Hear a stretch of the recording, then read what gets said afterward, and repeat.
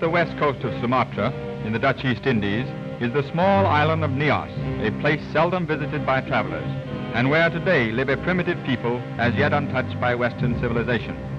The villages, more or less cut off from outside contact, are built in the forest-clad mountains, and the houses with strange gabled roofs face upon one great stone court. In the center of each village stands the high carved stone of manhood, over which all youths must jump before being considered men and warriors. To demonstrate their right to be called men, the youths of this village, Orohili, show their skill in leaping. With apparent ease, the young men more than clear the 8-foot stone.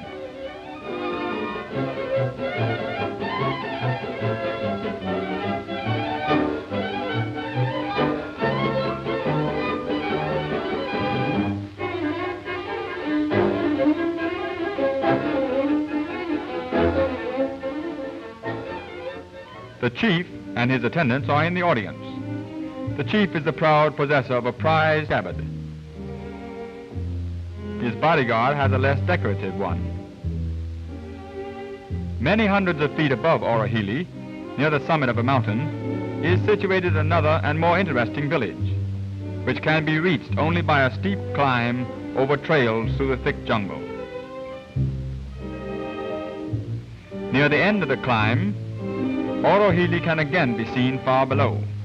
After the narrow jungle trail, it is surprising to suddenly come upon wide stone steps. At the top of the stairway is Bava Mataluo, largest village in Nias.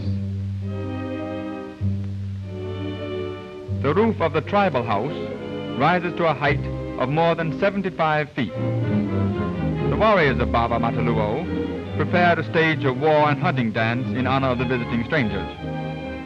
Some of the men wear peculiar medieval-looking coats of armor, dating possibly from an attempted Portuguese invasion several hundred years ago, or the shipwreck of a Portuguese man of war.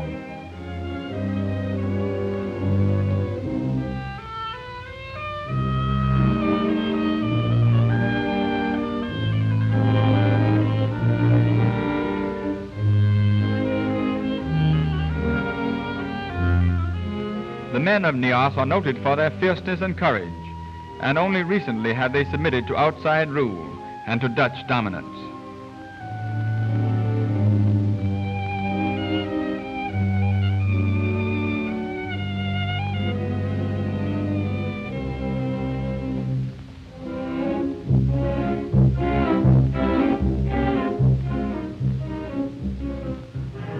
The dance begins, and the whole village is on hand to watch it.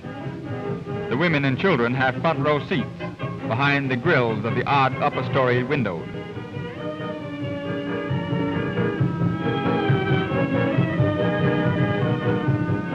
Led by the head man with the only gun of the village, the hunters armed with spears and shields dance to the slow accompaniment of deep grunts and occasional savage yells.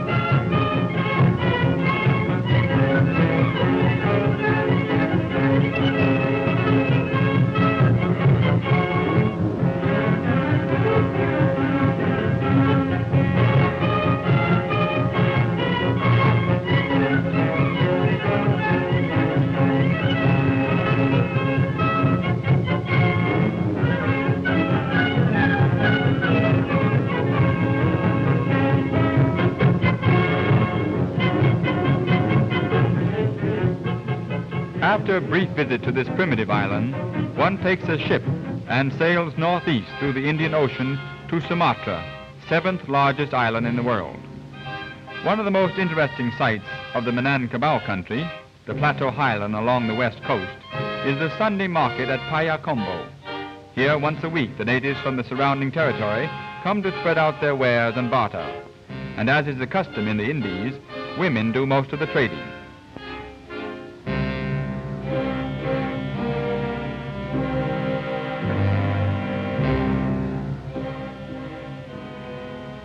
Some of the women wear $10 and $20 American gold coins around their necks.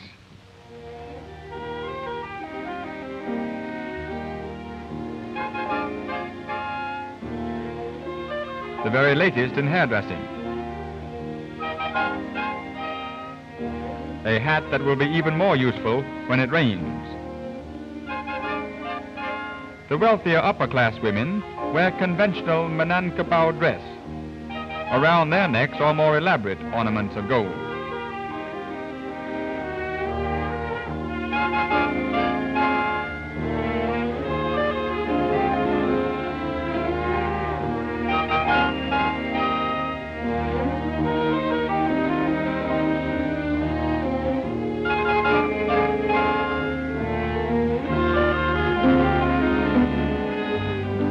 The well-dressed modern young men wear trousers of colorful batik.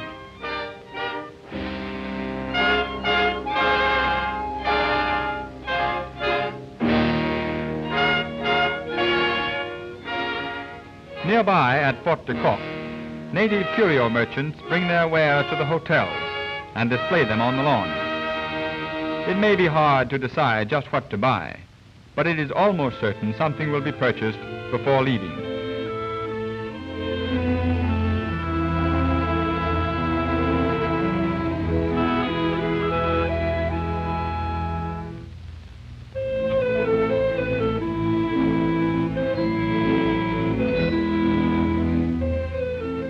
A splendid motor highway traverses Sumatra.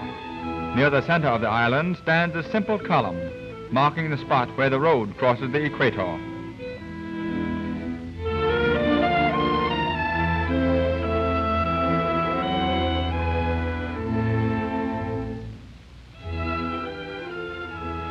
Bamboo fixtures serve the motorist at a roadside water station.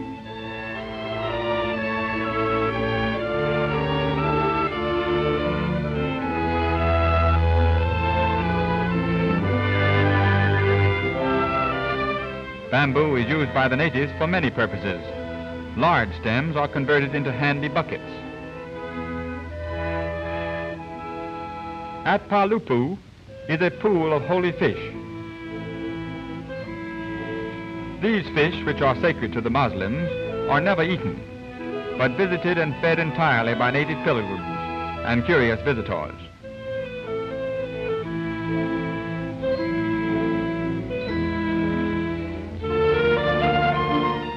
Close by is another well-filled pool. Water buffalo, the common draft animals of Sumatra, take their daily mud bath, not as a beauty treatment, but as a cooling relaxation from their heavy labor in the hot sun. The pace of these patient animals is slow, but steady and sure.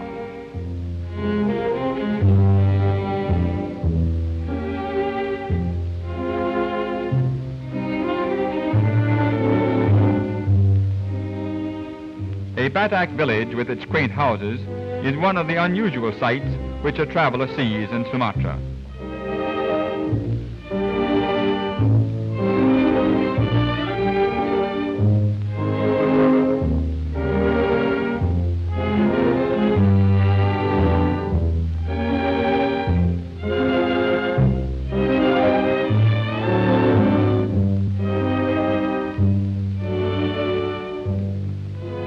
The Minangkabau structures, with strangely gabled roofs, are perhaps the most picturesque. Even the grain houses are pleasing in appearance. Freshly harvested grain cannot be stored, but must be spread on mats in the sun until thoroughly dry.